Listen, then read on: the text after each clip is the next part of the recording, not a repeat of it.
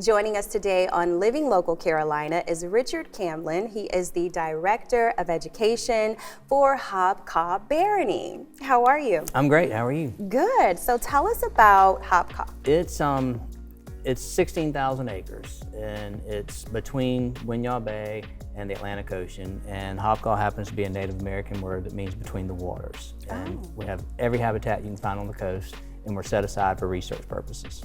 Absolutely beautiful. So when you have guests that come to experience this amazing place, tell me, what can they expect? We do so many different things, but year-round we offer some 2-hour tours that are by bus. Everything that we do is guided, and you get history, you get ecology.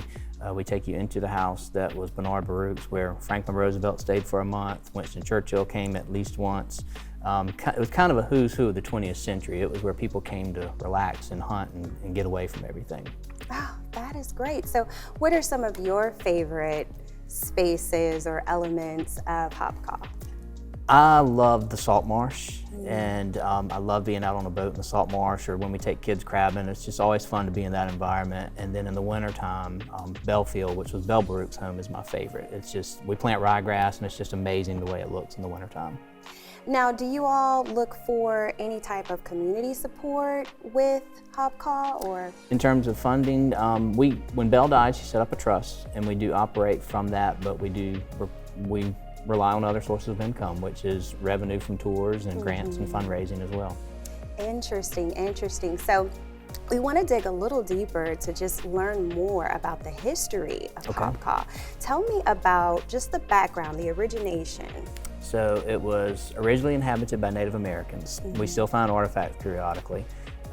It was sort of transitioned into naval storage for longleaf pine and indigo, and then of course it was consumed by rice plantations. It was all the swampland was cleared, cultivated for rice.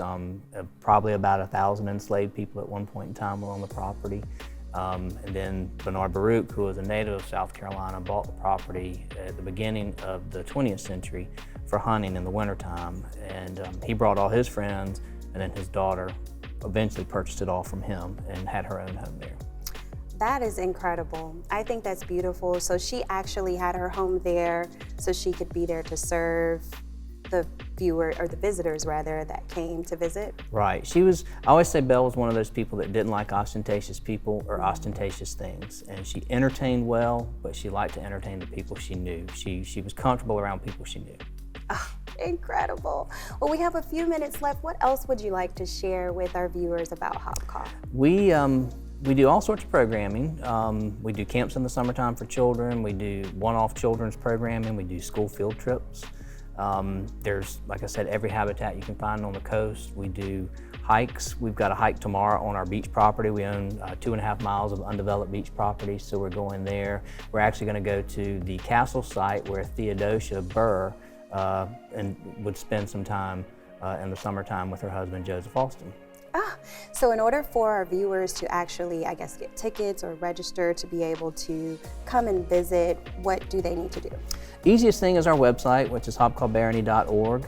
We also have Facebook and Instagram. They can call us, or they can just stop by. We have a great discovery center that they can come spend 30 minutes. They could spend 3 hours if they read everything. So it can teach them all about what we do.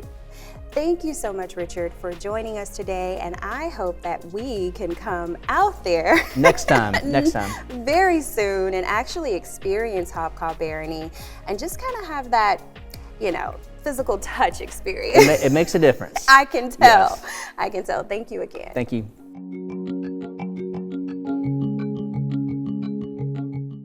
Catch up on past stories featured on Living Local Carolina by visiting wbtw.com/living-local. That's wbtw.com/living-local.